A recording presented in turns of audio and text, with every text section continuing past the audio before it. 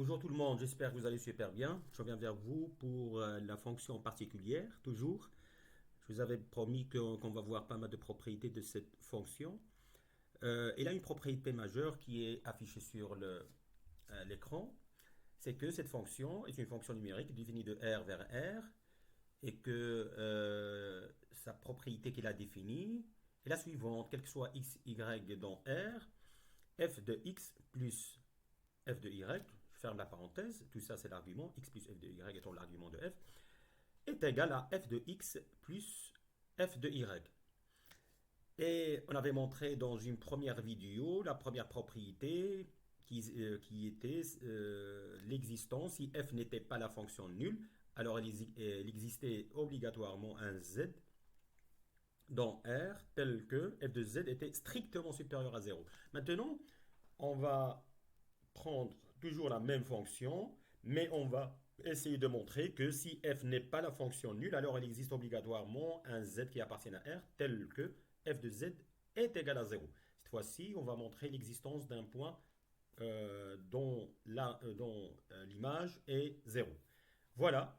Alors, mettez la vidéo en pause si vous voulez travailler cette propriété. Il n'est pas très difficile. D'ailleurs, si vous allez voir la démonstration de la première propriété, vous allez trouver quelque part, si vous rassemblez un petit peu les arguments qu'on avait utilisés pour la démonstration, vous allez trouver que la démonstration de cette propriété est incluse dans la démonstration, la première démonstration. Mais bon, je challenge un peu votre cerveau et je vous invite à résoudre ou bien à solutionner cette deuxième propriété qui n'est pas difficile du tout. Elle est très facile. Maintenant, vous allez vous acclimater avec ce genre de fonction et que vous allez pouvoir sortir les propriétés plus aisément. Voilà, donc à tout de suite. Voilà, nous passons maintenant à la solution. Vous allez voir que c'est hyper simple maintenant. Vous l'aviez bien deviné vous-même en faisant l'exercice. Voilà, je note juste un peu la propriété qui a construit la fonction f de x plus f de y est égal à f de x plus f de y, et ceci quel que soit x, y dans R. Ok. Alors, donc je commence par f de 0. Donc, ma fonction est différente de 0. Bon, la fonction nulle, f n'est pas la fonction nulle, n'est pas la fonction nulle.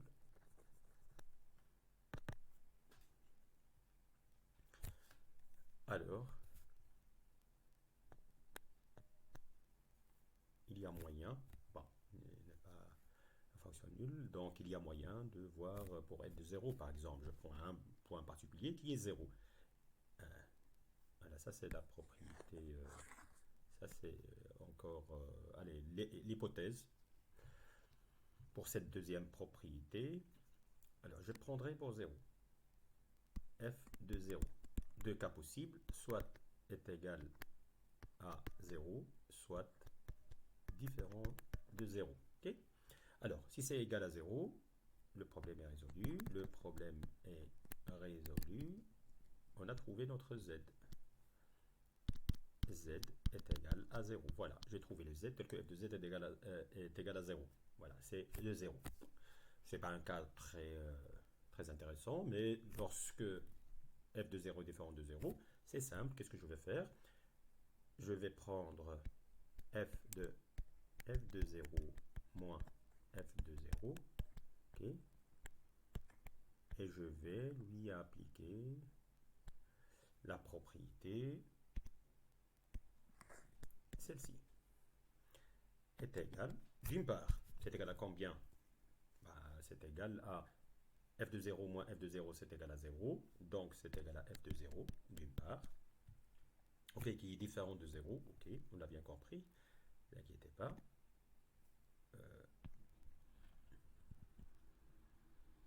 Voilà.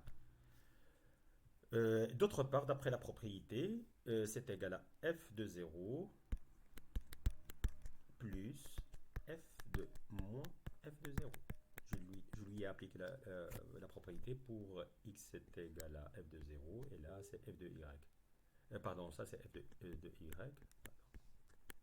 Et ça, je l'ai pris comme moins f de 0 comme étant plus, alors, x. Vous voyez, x c'est moins f de 0. Donc la propriété me donne cette égalité. Si j'ai x ici plus f de y, alors f de x, j'aurai f de x plus f de y. F de y, c'est f de 0 ici. Ok, donc j'applique, je peux retirer ça pour ne pas avoir une surcharge du tableau. Mais sinon, voilà, j'ai juste essayé de montrer pourquoi est-ce que j'ai ça est égal à ça. D'un côté, c'est égal à f de 0 puisque l'argument est égal à 0. Et d'autre part, d'après la propriété, ici c'est par la propriété qui a construit la fonction, c'est égal à ceci. Ok, est égal, donc je peux dire que c'est égal à f de 0. Est égal à f de 0. Alors, je simplifie par f de 0. Qu'est-ce qu'il me reste? F de moins f de 0 est égal à 0. Voilà, j'ai trouvé mon z. Je vais juste le noter ici. Ça, ce n'est autre alors que le z cherché. Z tel que f de z est égal à 0. Voilà, c'est ainsi que je termine la démonstration de cette deuxième propriété, qui n'est pas du tout difficile à voir. Et on passera dans une vidéo dans la prochaine vidéo à montrer une troisième propriété. Voilà, donc restez avec nous dans cette série de démonstrations, dans la série de mes vidéos en général. Je ne vais pas manquer de vous éblouir, de vous passionner par le contenu que je vais mettre sur YouTube, c'est promis. Donc, aidez-moi par vos partages, partagez le plus possible, incitez votre entourage qui est intéressé à ce genre de contenu, bien évidemment, à s'abonner massivement.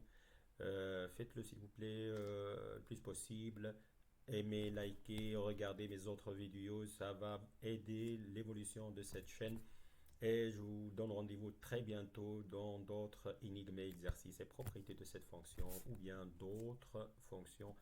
Merci, au revoir.